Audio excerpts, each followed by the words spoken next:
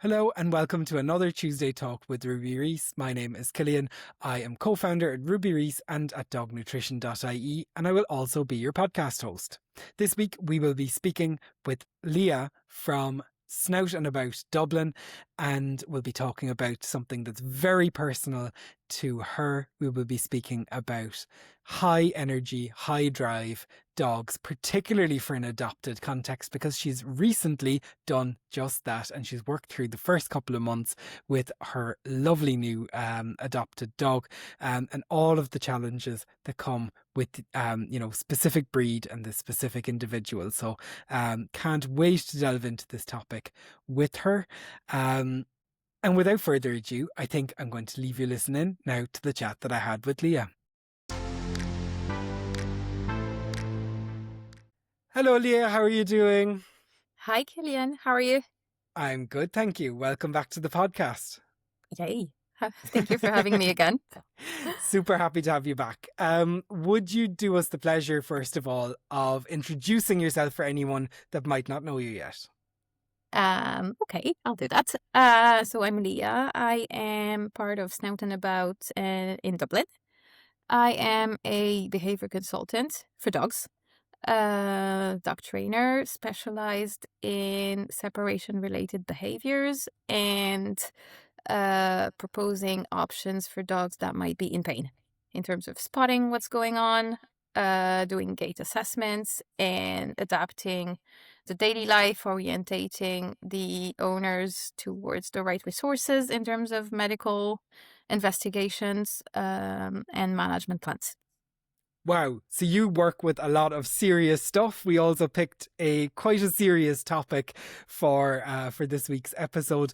But I think we mentioned earlier that we want to kind of approach it. Yes, of course, giving it the space that it needs, and letting people maybe understand how this topic is important and serious, but also maybe adding a little bit of lightness into it. And nobody's perfect. No relationship, household, dog or human is perfect. So I think we have to also kind of lean into that discomfort and be okay with it. Is that a fair Absolutely. synopsis? Yeah. Absolutely. And I think the reason why that topic was motivated was because I got a rescue point across 6 months ago. We've been going through a lot of troubles with him together, and I just wanted to share little bits of feedback and also kind of remind people that we're all human, and it's not because it is our jobs that it is easier to manage that kind of situations. And yeah, kind of reminding people as well that it is very important to work with the dog that you have in front of you and not with a breed or with a type of dog. Mm-hmm. Yeah, no, that makes total sense. And yeah, it's amazing and so nice, I suppose, from my perspective at least, that you're kind of going through the challenges that a lot of a behaviorist clients would be also going through with the dog. So I'm sure that comes with its own struggles, and we're okay to speak about those things as well. But yeah, I suppose talking about getting a point across. So we're talking about probably a high energy, high drive dog, at least from the breed perspective. And I know that you've mentioned as well from the individual perspective that's also quite true. Would you say people should be concerned about getting a high energy or high drive dog? I wouldn't say concerned, but I'd say aware. Mm-hmm.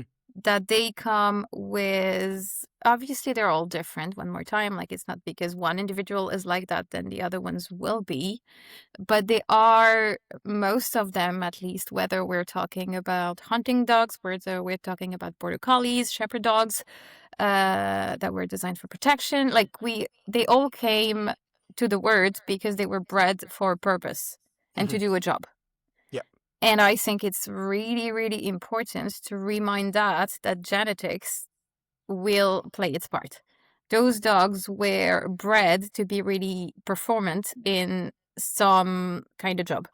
Mm-hmm. And bringing them in a household obviously it is absolutely doable, but it's extremely, extremely important to be aware that they have needs.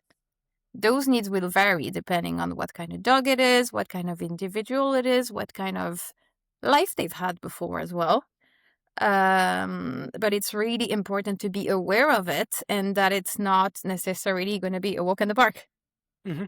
Yeah, and I think Because no, go for it. Keep going. Sorry, I think not at all. I think it's important to say that building up any new human dog relationship or dog relationship or even human relationship is probably going to take quite a bit of work, right? It's not like you just get thrown into a situation with the dog and everything is perfect and you're totally in sync and the world works like Hollywood. Like, that doesn't happen in real life. And I think no, I'm afraid it doesn't. it's important to note that. Yeah. The guy that we got, Albert, it's his name, Albert Einstein, when he's in trouble. He only gets the full thing when he's done something. What did you do, Albert Einstein? Also, like, besides being a pointer cross, he also spent 2 years in a shelter. Before being rescued, he was rescued around 10 months old, and they tried to get rid of him by hanging him. Oh. So there's a lot of baggage that came with this, because obviously for him, not all humans are necessarily good news. Mm-hmm. You add to that the needs that were not met in the shelter for those 2 years, all the breed-specific behaviors, and you have like literally a cocktail of emotions that don't fit in that body and that need to come out one way or another. Mm-hmm. And the first few months were just like so challenging. Like, he arrived at home, he wanted to shred everything.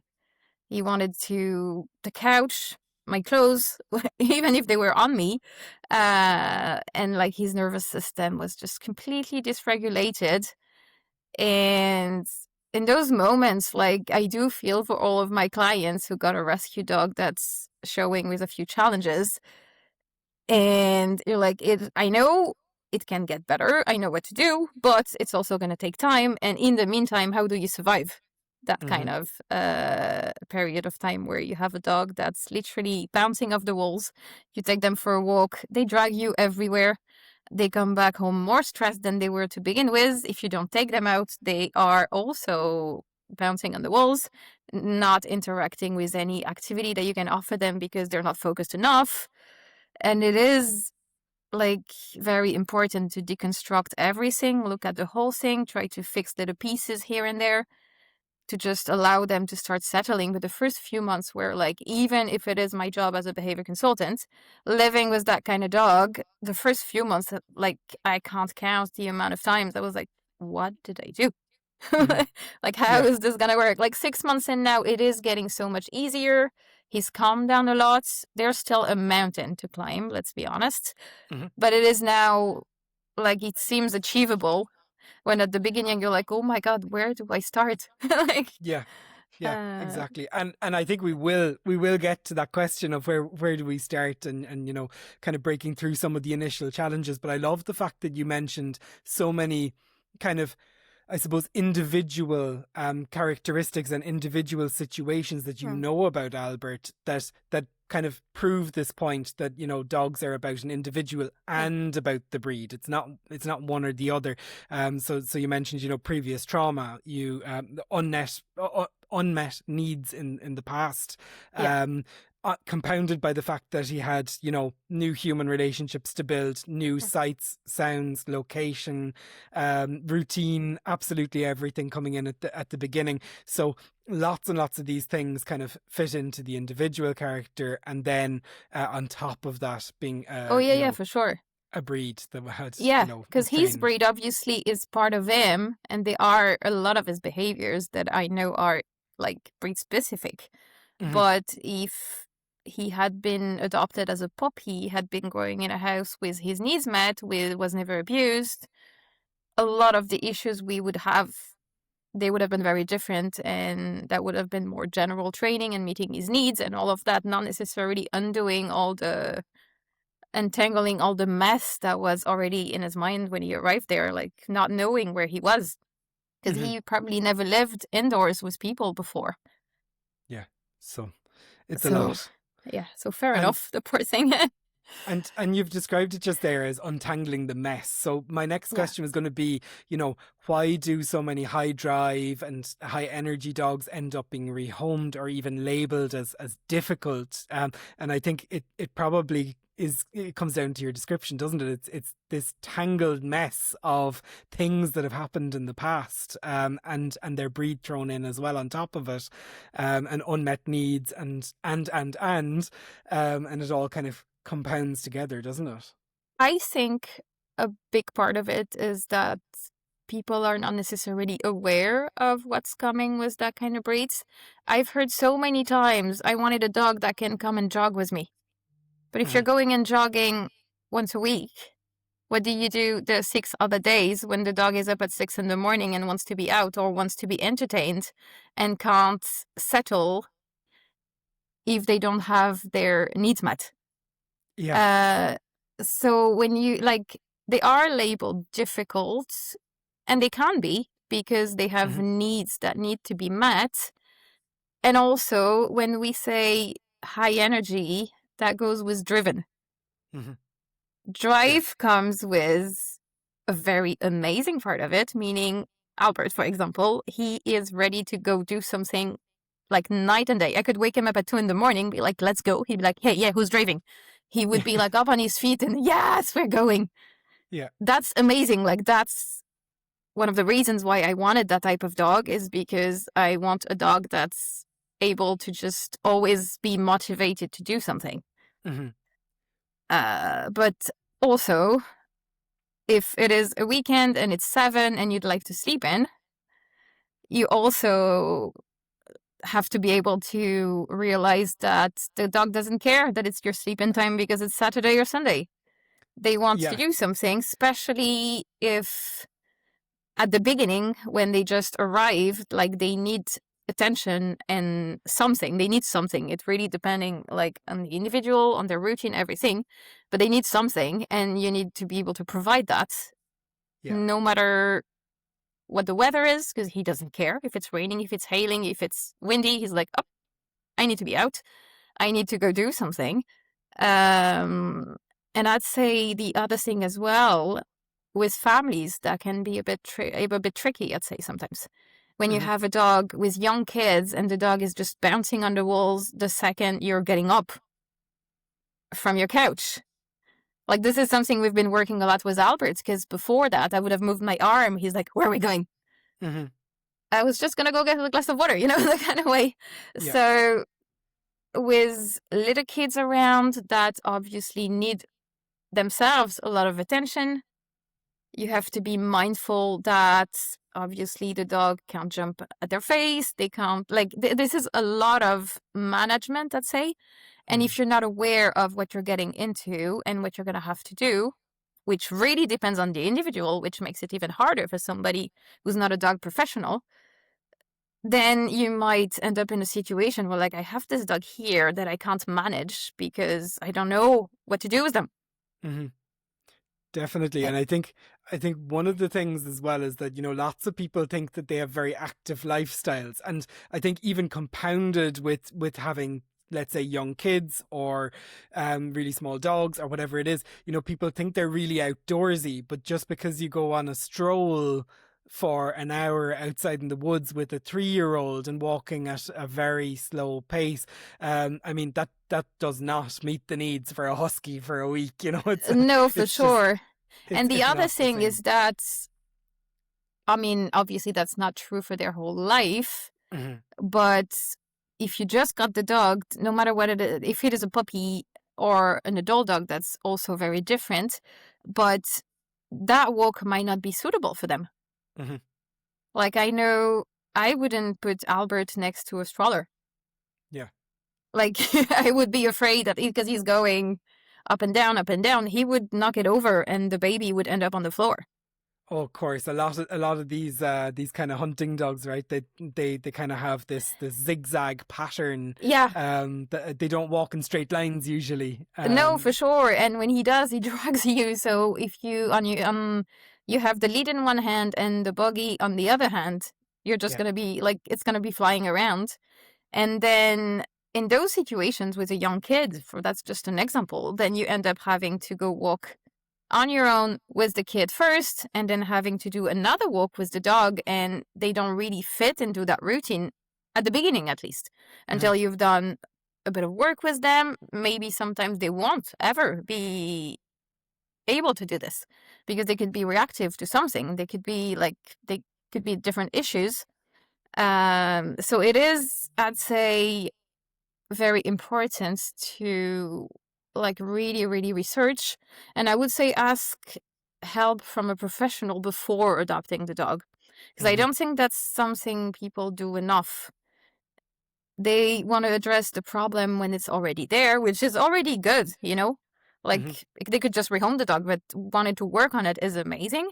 But I'd say adopting the dog, depending on what you could provide in terms of meeting their needs, that is probably a very wise decision before you actually start looking for either a puppy, either a rescue dog.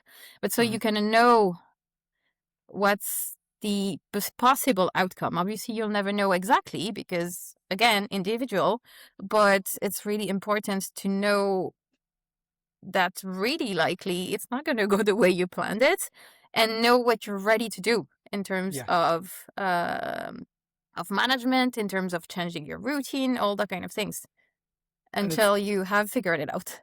Yeah, and we hear it on this podcast every single episode about setting yourself up for success. And this is exactly, I think, where you're getting at is, if you're setting yourself up for success, you're improving likelihood. It doesn't guarantee success. It's not 100% success rate here. But, if you're honest with yourself about your own lifestyle and, like you say, what can I provide to a dog, then, you can start moving towards realistic areas where you might have success, and where it's not, at least it's not guaranteed failure. Yeah, and the amount of changes you're ready to make to your own life and routine, I think that's really important. Like, I know I could work with Albert because I don't have kids, because I work with dogs, because I have a job on the side that is allowing me to have a good flexibility and all that kind of things. But if that wasn't the case, and if I wasn't ready to make a lot of changes in the way the house is set up, for example, we have a cat and he can't see the cat without screaming at this point still. And we haven't really worked on it because there were a lot of different priorities that were not this. So we have a very good management system with baby gates, with different routes, so the cat can come home without even being in Albert's eyesight. And that works that way, but that was, to begin with, something we had to think of and be like, how can we organize things so they don't end up in each other's face? And then we can think of working on it. Because if I had brought that dog home after 2 years in a shelter and put him in the same room with the cat, I'll let you imagine the chaos that would have followed. So now that the management system is in place, we can start thinking of little bits of exposure very slowly. But that wasn't, until really recently, that wasn't even possible because he was too amped up, and just the sight of the cat, he would start like bouncing and screaming and like gone completely. The brain was just gone. Yeah.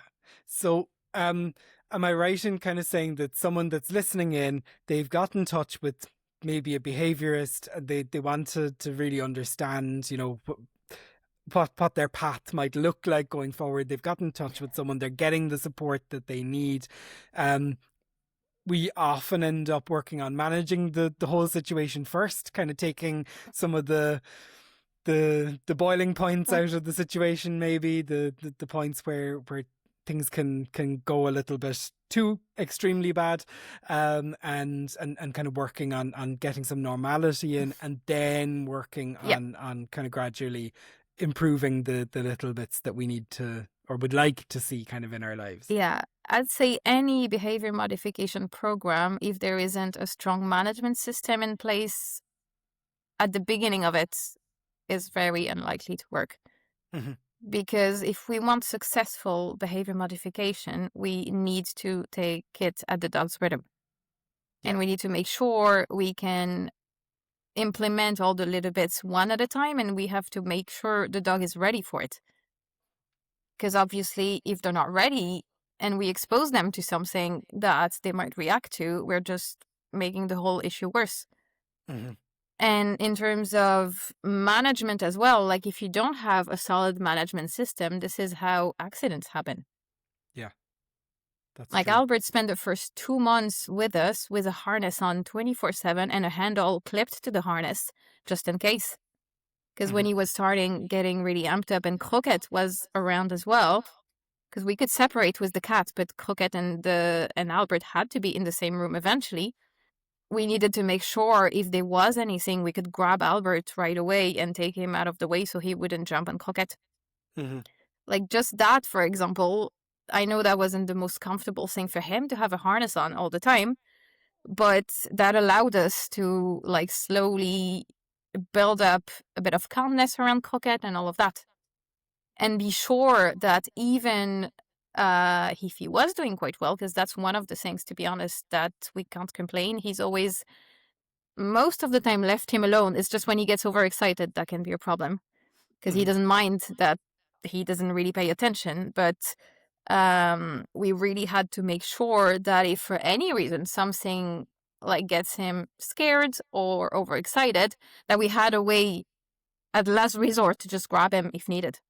Mm-hmm. Absolutely. And I think it's important as well for listeners, to understand. I think, yes, sometimes management techniques can be a little bit, it's not the way we like to see our dogs. We'd love to have a king or a queen's throne for every one of our dogs with Yeah. lovely cushions and everything. But, a little bit of discomfort was probably, for his own welfare as well. With the legal landscape in Ireland Yeah. at the moment, if something happens, that dog's life is at risk. So, Yes, absolutely. I'm talking about the perpetrator, as well as obviously you were speaking about your smaller dog Croquette. I mean, whose life could have also been at risk. So this is something really, really important, and important for everybody's welfare, right? So I Yeah, think for sure. it's But all of important that to. did require a massive amount of like changes. Now they're implemented, so we don't really think about it. Mhm. Like those baby gates everywhere, we go through them, we open them, we close them. Even if it is a pain in the neck, it doesn't matter because they're here. Yeah, But at the same time, we know that for any reason, Albert jumps the gate, there's another one at the stairs. So that way, even if he jumps the one that's outside of the living room, he still can't go upstairs because there's the other one. yeah. So you've It's built little in things like that. So redundancy. there's several layers of safety and security because the one that's there, like it's probably a little bit taller than him, but he can jump it and he's done it once or twice. So Yeah, we need to be sure that even if he does this, there's a backup. yeah. And I love the dedication that you're putting in, and I know this is the dedication you're expecting from your clients as well. So it's I know it takes a lot of work, but it's definitely for a good cause. And you mentioned Definitely. you're making quite a lot of progress now. So it's probably, like you said, it's probably getting a little bit easier and built into the human routine, but also the dogs are kind of getting used to how life now is starting to look, right? Definitely, yeah. Like he's settled a lot. And I think, to be honest, the first 2 months, I don't think I've enjoyed one single walk with him. Hmm. Okay. Uh, like outside of the ones when I could actually find a spot to let him off and run, like those ones were actually okay Hmm. for a little while, and then he would get too high on all the scents and then not remember he came with us. Hmm. So we also had to be careful of like not going over that half an hour he was still with us and then gone, Yeah. and just running around. Like I think the longest it took me to get him back was like 30 minutes after. And you have to go to work. You're like, okay, let's fine. You've had your run now, but now it would Yeah. be a good time to start thinking of going back. And nope, just run, but not even aware of what he was doing because he was too amped up and too, like his brain was just gone. Yeah. But after those 2 months, like I started seeing little changes. he started interacting with the activities that we would offer him indoors as well, because at the beginning he wasn't. We're always talking about enrichment, Hmm. but enrichment is only enriching if the dog can actually interact with it. I had to hold chews for him for I don't know how much time. So he would get into it and start chewing and then could benefit of the calming effect of it. But at the Hmm. beginning, he was too all over the place. Like I would put a yummy chew. He'd be like sniffing it, grabbing it for a second, too amped up to even be able to use it. So all those little sayings, they were like it is great to kind of know like they're really beneficial, Yeah. but only if they're used properly and they're used period. And I think you've hit such an important point there as well, because everybody loves snuffle mats, everybody loves licky mats, but it doesn't equal all of enrichment, right? Like you say, No, for sure. like enrichment has to be enriching for the individual, and if it's not, then it's just stuff. Yeah, It's not useful. So it's an interesting point that you've made about trying to get the energy levels to a point where a dog can even consider enjoying the type of enrichment is yeah, already kind of a, I suppose, management in itself, isn't it? yeah. That's also giving indications because in the first few months, if I had given him a snuffle mat, he would have Mhm. shredded it in half a second. True. So I was like, okay, so he needs to shred stuff. Yeah. Great. So Yeah. then I like got Amazon boxes that I kept, put a lot of different things in there that I didn't need, like old clothes that I didn't need anymore. Like filled the pockets with little treats, things like that, let him work away. So then, Mhm. like the fact that he was trying to rip everything apart, like, okay, great. So you need that. You can do it legally with items that actually don't care about, and you don't need to actually poke holes in the couch because there is actually something you can use and that's made for that. And I think that was kind of you were asking before, like, how do we start? Yeah. That was one of the first things, like giving him things that he's allowed to satisfy those needs that he was expressing actively. So online, I've seen in quite a few conversations people talking about like the concept of productive outlets for dogs' different drives. Is this what you mean by that? Things that we're fulfilling the need in kind of a, like you say, a legal way in the household. I'd say definitely. Hmm. Like that shredding things is a great example. Yeah. He doesn't really do it now anymore. Hmm. So now, like, the kind of enrichment that I'm offering him now is actually very different than what he had at the beginning. Hmm. At the beginning, he needed things that were really quick to get, that were really like something easier that he could consume quite fast. Otherwise, he wasn't focused enough. Things that he could shred. He loves digging as well. He dug holes in the whole garden. Hmm. Doesn't do that anymore, but knowing that he was doing this, I brought him to places with a bit of sand, let him dig. Just that kind of things. And he could be like digging for like 20 minutes at a time. It Hmm. doesn't really matter where we're going. Like, we don't need to like walk, walk, walk. Like, the fact that he was digging like that, you're like, brilliant. That energy needs to leave your body. Here is the way to do it. So just Hmm. go for it. He doesn't really dig anymore now unless there is something like a specific reason for it. But Yeah. that was the few things that he, like, I'd say his stress levels were so high that he needed a way to let it out. And I Hmm. think that really, really helped. Like, knowing how to identify the need behind the behavior. I think that would be my main thing is like when you get a high energy dog, or not a high energy dog, actually, for any dog that works. But when you are seeing a behavior, it's really important to ask yourself the function of that behavior. Like, Hmm. why does that dog need to shred something? In Albert's case, there was obviously the stress, but there was the fact that his tummy was also at him a good bit of the Okay. time. So Yeah. we addressed that as well. I'd say that would definitely be the first layer of action. Second, actually, first would be management, having a management system so that way Hmm. there's nothing that's left to random and to chance. Yeah. Then looking at the health aspect of it, because the tummy for him, that was a big thing. Like, when his tummy was not great, he was just horrible to live with. Couldn't settle, like, never. You could walk him the whole day, he wouldn't settle afterwards. So working on that, like, we changed the food a few times, we introduced sort of different supplements, and that really helped in terms of settling. And then he got Jarda after that, like a few months after.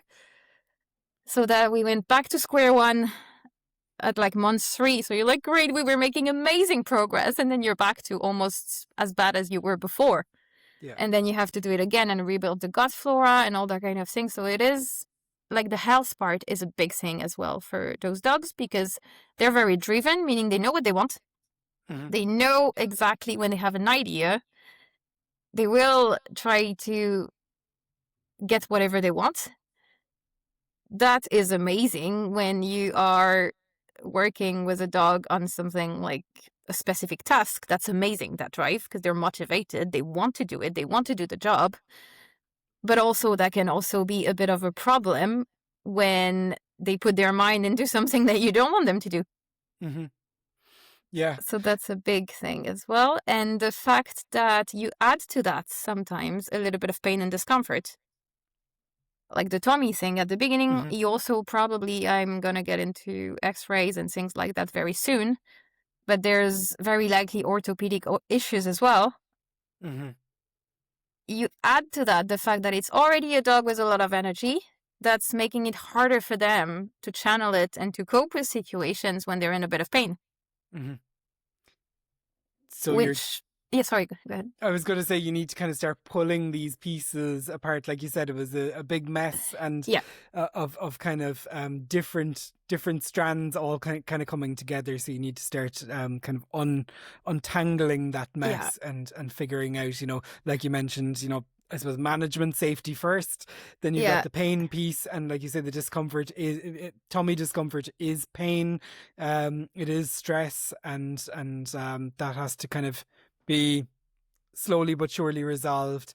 Now, if he's got musculoskeletal pain as well, then that needs to be kind of managed separately too. So it's about kind of taking away all of these extra pieces as well, isn't it, to make life easier.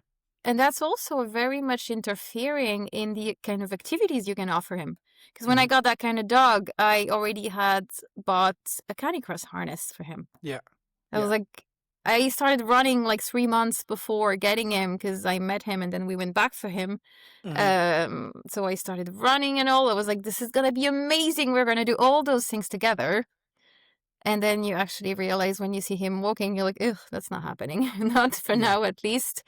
And it's not like, the challenge would be, let's say, if you have a dog that's very high drive, but at the same time has musculoskeletal problems, that's making it harder for them to settle, but at the same time, they can't do as much exercise as they probably should. So finding the balance between not enough and too much, because for this guy, if I walk him for too much, he's just reverting back to being horrible because he's in pain. But if he doesn't have enough, at the same time, the same result as well. Yeah. I had an interesting thought as well while you were speaking, and I don't expect you to have an answer or no, but I was thinking, like, when a dog, so when you were speaking about Albert being extremely high stress and all the different pressures being there, that was very physical type of stimulation that he kind of needed, really, as enrichment, and now it's maybe moved a little bit more towards, where you can mentally engage a little bit more, or he can mentally engage a little bit more in the activities to get that enrichment. And of course, there'll still be physical parts. And I was kind of thinking from a human perspective as well, when I'm really stressed, I have to do something physical to decompress a little bit. I have to go out for a stroll or get out in fresh air. I love reading, but reading a book isn't going to de-stress me when I'm at my max. So you can't even read if you're stressed. You're not going to be able to focus on the reading. Exactly. And it's interesting. I'm wondering if there's any studies out there kind of matching I suppose particularly for dogs, but even for humans, kind of enriching activities based on, what works best for different ends of the spectrum of stress. Yeah. Um, it would be really, really interesting. Yeah. And like, again, management for that specific issue, like the fact that he is extremely high drive and he has a lot Yeah. of energy, but also can't cope with too much. And at the beginning, obviously, you can't expect that type of dog to have an amazing recall and come back to you if there's a squirrel or if there's a deer or something like Hmm. that. Yeah. So management was, I put a GPS around his neck. I went in places where I knew they would be, like, you're never sure, obviously, but I made sure it was as quiet as possible. If I had to go at Hmm. 7 in the morning, that's fine, I would do that. And just to let him run for like half an hour with no requests on my end, just let him be and do what he needed to do so then he could be emotionally available to do this. Hmm. And like he always had a long line hanging behind him, so that way when I needed to go grab him, that was easier. He is also muzzled because of the whole stranger danger thing. So I just, that might, in some perspective, have been a bit of a risk in some ways, but he Hmm. really needed that, and I don't think he would be where he's at right now if we hadn't been able to do this. And that's asked me, in terms of letting go, such a big effort to begin with, because you're like, there you go. And Yeah. you have to take a leap of faith, obviously, with the GPS. So I would always, if anything happened, I would know where he would be and I could go and get him. Yeah. He never actually left, really. Like, he would stick in a reasonable perimeter around me. Sometimes I don't see him, but that's fine. Hmm. But being muzzled, the GPS, the long line behind him, I knew I was putting all the chances for the whole thing to go as well as possible. Hmm. And Yeah. now in those same environment, he is able to come and check in with me, take a treat, and go again. Which was like 6 months ago. It was like, he doesn't care. He just wants to run around and hunt. Like, this is what he wants. Yeah. Uh, Exactly. And I think like there's so many different ways that similar experiences can be built up in a safe way for other people as well. There are fenced in dog parks that yeah, might give some individuals that outlet they need. yeah, Obviously, if all he wants to do is to be out in a forest and weaving in and out yeah, of trees and smelling moss and things like that, then your average dog park isn't going to do that. I think there are a couple in the country that might be able to provide something similar, but it depends on the individual and the yeah, household and definitely. Yeah, yeah, whether definitely. whether Like, you can get that particular individual even into the back of a car so that they can get yeah, somewhere, or whether that's going to stress them out way more than the enrichment is going to help them. It's all yeah, balancing for the individual, isn't it? definitely. I think keeping data and tracking everything and having, like, because a lot of what we did since the beginning was just like throwing spaghettis on the wall and see if it sticks. Yeah. A Yeah. lot of it didn't stick. Like, I tried so many things with him that didn't work out. Yeah. Like, And that's I and tried that's a okay. lot. Yeah, that's absolutely fine, but this is how you know it didn't work. And, like, for example, over the Christmas break, I wasn't working at all for 2 weeks. So I was like, you know what I'll do? I'll just walk him as much as I can, like, spend as much time outside with him, like, up to 3-4 hours a day. Hmm. And as the time was going, like, I was kind of writing down every day his levels of stress, his levels of energy, like his focus, all of that. And instead of benefiting from it, I saw him getting worse and worse and worse, to the point that after a week, I stopped that completely because that Hmm. was just not working. Because he was at the point, he was actually quite settled in the house, not on walks, but in the house. And he went from being settled in the house to, in the evenings, he was pacing around, jumping up and down the couch and whining around the room. So I Hmm. was like, clearly I've done something that's not working. The only things I changed that week was the exercise. So I reverted back and I saw the opposite effect happening. He was calming down with less. Mm. Yeah. So it's a lot of like, you try this, that's not working, fine. You try something different, and then again and again and again until you actually get something that he can do. Hmm. But yeah, it's important to stay optimistic, to be Yeah. honest. And I think that's there's a scientific method to that too. Like you're trying things and seeing what result it Mm, has. It's it is trial and error, and that's Mm. okay. You need to experiment with things and figure out what works, and then stick with that and see if it Yeah. works more. So yeah, it's really, really interesting.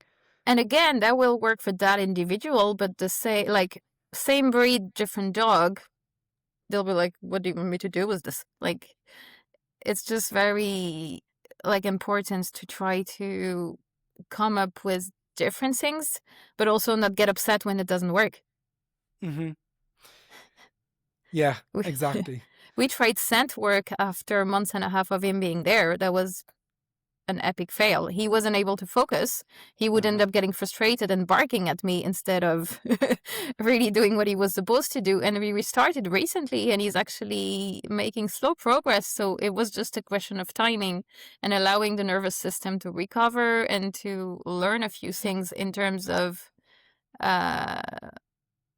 being with humans, focusing, all that kind of things. And now he's in the headspace where he can actually learn little bits here and there. Mm-hmm. It's just also, timing, I'd say, is a big thing, and giving them the time to settle and to make progress in their own time. Yeah, absolutely. And I think, like you mentioned as well, that was quite early on in the process. So he was probably building that relationship still. That trust base wasn't 100% yet there. Yeah. He might not have seen you guys yet as the source of all treats and food and good things. That was still building. And equally, you had mentioned as well, he very active types of enrichment, like shredding, was where his brain was at the time, right? So I think it's interesting that now that he's starting to be able to use more of the brain and the sense, the sniffing and everything, as things move on as well. Yeah.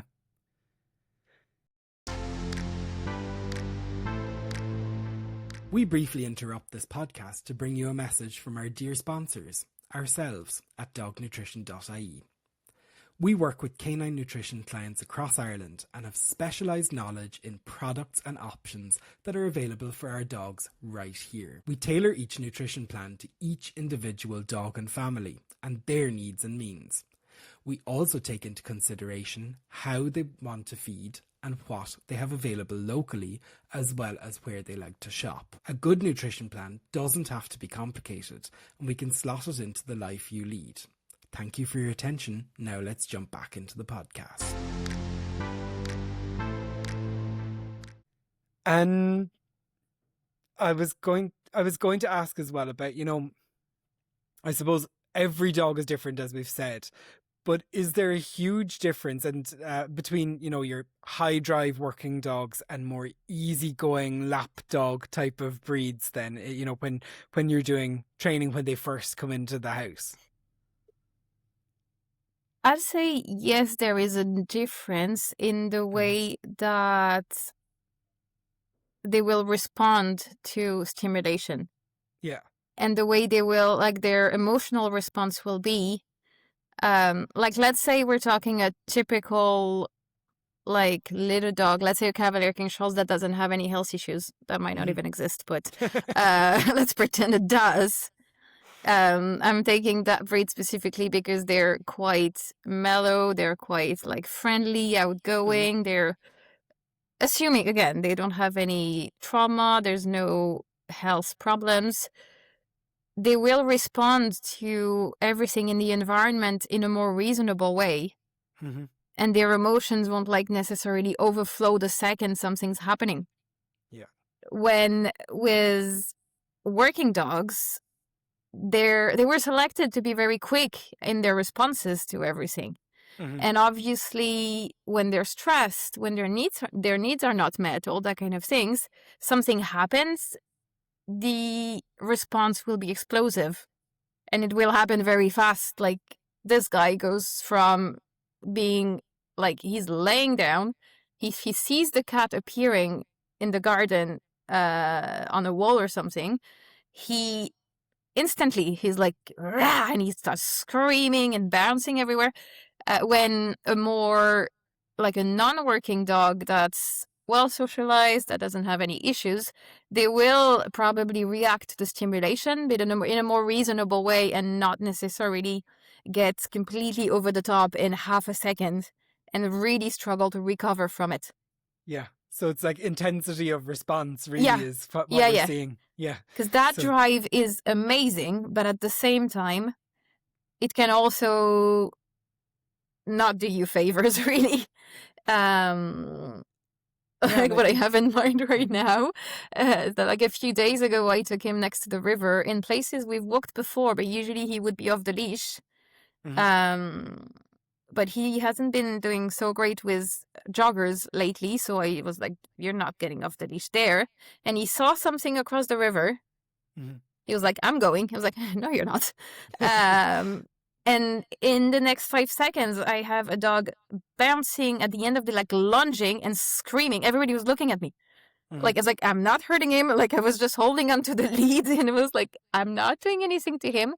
The screaming was just like, you could feel like you were murdering him at this mhm, moment. And that intensity is because he decided he wanted to go on the other side of the river, mhm. but he couldn't because he was restrained by the lead. And the result was very different from his expectations. And he was like, I can't cope with this. Yeah.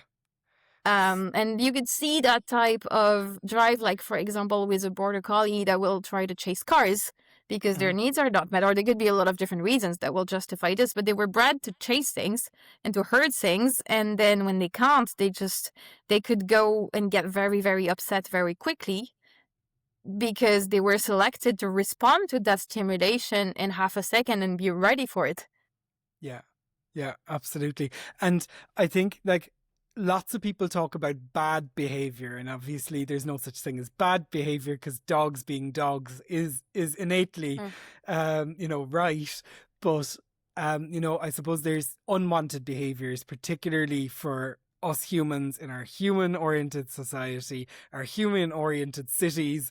And like you mentioned, walking along rivers and canals, you might not necessarily want your dog just deciding that they want to go and chase a flamingo on the other side.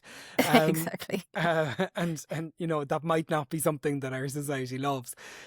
So is it all about kind of trying to help dogs kind of, ease into our lifestyles, our world a little bit, manage some of their drives and meet while still meeting some of their needs, I guess, as well, is it? There's quite a bit of complexity there. Yeah, I'd say finding a compromise Yeah. between what they can and can't do. Because before he had a little bit of a setback with the whole reactivity towards joggers, in that space, I would let him run. And he has crossed the river a few times. Hmm. Same. Again, I was Yeah. like, let go, he'll come back. He has a Yeah. GPS. If I have to get in my car and drive a few kilometers to go to the entrance of the golf course, that's 3 kilometers away. That's fine, I'll do it. Yeah. But in that situation, I was like, I'm on the other side of the lead, so I'm not going in the river. That's Yeah. a no-go. Hmm. So you're gonna have to make sure like you can adjust to this. So at the Yeah. beginning he was screaming like you were murdering him, but then he ended up letting go after a little while. And then we did something else and he was fine. Yeah. So it is finding compromise about what's possible and what's not, and factoring in safety, obviously, Hmm. factoring in their needs, factoring in what you're ready to do in your daily life and what you're ready to like change and adapt and all of that. Because if you're not ready to make little changes because they're inconvenient, I'd say getting a dog in the first place might be a wrong idea. Yeah. Well, that's probably true. Because they will vomit on the carpet because they've had a chew that didn't go through the right pipe. Yeah. Like they Yeah. will eventually have diarrhea and make a mess everywhere. They will do all those things. They will wake up at night because they're sick. Like all that kind of things. Obviously, we can't ask them to Hmm. just be dolls and otherwise just get a stuffed animal and then you won't have any trouble. So, but each dog is anyways coming with inconvenience and things that you're going to have to manage. You're going to have to get used to it. But I'd say specifically working dogs, you have to be ready to, at least at the beginning, to make your word around what they need until you can get them to compromise a little bit. Yeah, absolutely. And that you actually just answered my next question anyway. I was going to ask, if certain people or homes or lifestyles were unsuitable for these breeds, and I think you answered it perfectly in saying that if people aren't prepared to find that compromise and work with the dog that you have at hand, the individual, then you probably shouldn't get one of these dogs, or if you're not willing to make any compromises at all, you might not need to get any dog. Yeah, I think that's important to have a look at why you want a dog in the first place. Mm-hmm. And the same way if you want to have kids, let's say, like, why do you want the kids and what are you ready to do so the cohabitation can go well? Yeah. Because when you make those changes at the beginning, you don't know how long it's going to last before you can actually sleep until 9 on a Sunday morning, which I did this morning. That's very quite new. Yeah. So, but I was ready to, like, if I had to spend 2 years having to wake up in the weekend, fine. Yeah, absolutely. That's okay. But obviously I did enjoy it, but yeah. Exactly. And my final question is now the opposite of that, or basically kind of what you're already hinting at. Can many people and many households manage these types of dogs if they're willing to make compromise, put in the effort, make some changes to make things work? Absolutely. I'd say if you have the will to make all those changes, you have the will to satisfy the dog needs. I don't think there is a specific knowledge to have, because you can still hire a dog professional that will guide you through this and that will teach you what you can do, that we will try things with you and see what works, that will tell you more about what your dog needs and all of that. I think the baseline that you need is just the willingness to make it work, to satisfy their needs, to give them the time and attention that they need. And at the beginning, it is a lot. Like, it is a full-time job to begin with. Mm-hmm. And knowing that if you're not willing to do this, that's fine. It's completely okay to get a dog that requires way less. Yeah. And that's, like, absolutely fine. Like, I don't think 5 years ago I would have been willing to do all of that, but now I am, and I know how to do it. But it was fine. Like, I wouldn't have gotten like a Border Collie or a German Shepherd or a Pointer 5 years ago, because I probably wasn't willing to, like, put everything in place and set up for all of those things. Absolutely. Yeah, so I'd say yes. It is a very important decision to make, and making it, being informed of everything, I think is massively important. But anybody who has, obviously, the physical ability as well, like if you're 95 years old, don't get a German Shepherd. They will pull you down the street and make you fall and jump on you, even in the home, even if we're not talking about walks. But if you're reasonably active and able to hold the lead, and yes, I'd say anybody can do it if you put in the work, really. Yeah, absolutely. And it's so much more valuable coming from you as a behaviorist, and also someone that's just kind of breaking through the middle section of this process, I guess. So it's really, really amazing, and fills us with so much hope, I think, for people that might be considering or have already kind of jumped headfirst into a situation like this. I have to admit, I have my moments, like, probably at least once a week. I'm like, what did I do? Like, I'm still, obviously, there's a lot of progress, but it's not linear. So there's moments he is doing amazing. He could do a whole walk, like, not necessarily on a loose leash, but not dragging me. And the next day he's all over the place because of something. He's in more pain because he had too much exercise or something upset him, like he's seen a cat or something like that. And then he's again all over the place. And you're like, oh my God, like you were so good for like the last 2 days and now you're just a mess. So that is, as a human being, like I'm not even talking about a professional, it's just very heavy to carry some days, and it's very important to be aware that can happen. Mm-hmm. I mean, And to know that that's okay, that progress isn't always linear. It's not always we go from A through B through C to Z eventually, that sometimes you just skip to K and then you're back to C again. Definitely. And it's also not always that complicated. Like that specific case with Albert, he spent 2 years in a shelter. There's the breed, there's the physical aspect of it. It's the whole thing. Like it couldn't have been any more complicated because of the whole situation. Yeah. And it's not only a very like high prey drive. There's also a lot of emotions. There's fear because of his past. There's obviously the needs coming from his breed, but it's a whole mix of all of that. Like I'd say getting a dog that has no previous trauma, that all that kind of baggage that he had, your job might be way easier. It's going to be work as well, obviously. Like I don't believe in like you get a dog that's absolutely perfect. Some people did. My sister rescued a dog that my mom found in the streets. Okay. She never had to teach her anything. Amazing recall, walks with no lead, no collar, nothing, just next to her.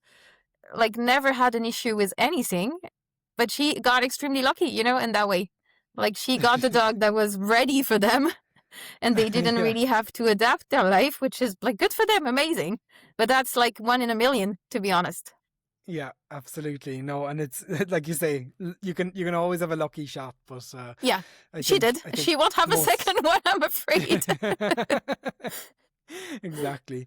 Oh, amazing. No, thank you so much for coming on and sharing. Also, thank you as a professional for coming on and sharing the vulnerable side of things, the challenges in your own personal situation. It's so refreshing to hear this, and I think it's going to help so many people that are kind of going through something similar at the moment. Keep going, keep motivated. It does get better. Yeah, it does get better. At some point. We can't tell you why, but it does. Exactly. And not every day is going to be a good day, but that's okay too. Yeah, that's fine. Appreciate you coming on so much. It's always a pleasure to speak with you. And I hope to see you again very soon. Thank you, Leon. Bye. See you again soon.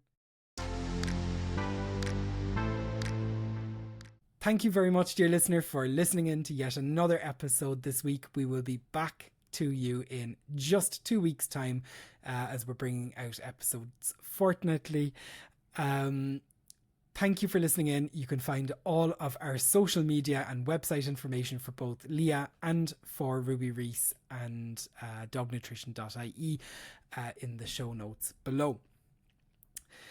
We'd also be very, very interested to hear if you have been going through any challenges with your dogs and how you're overcoming them or how you're doing on your journey. So wherever you're listening to this, leave us a little comment and let us know if you've had something in the past or if you're working on something right now. We'd love to hear. See you very soon with another episode. Thank you very much for listening. Do all that fun stuff as well. Like, subscribe and share. Thank you.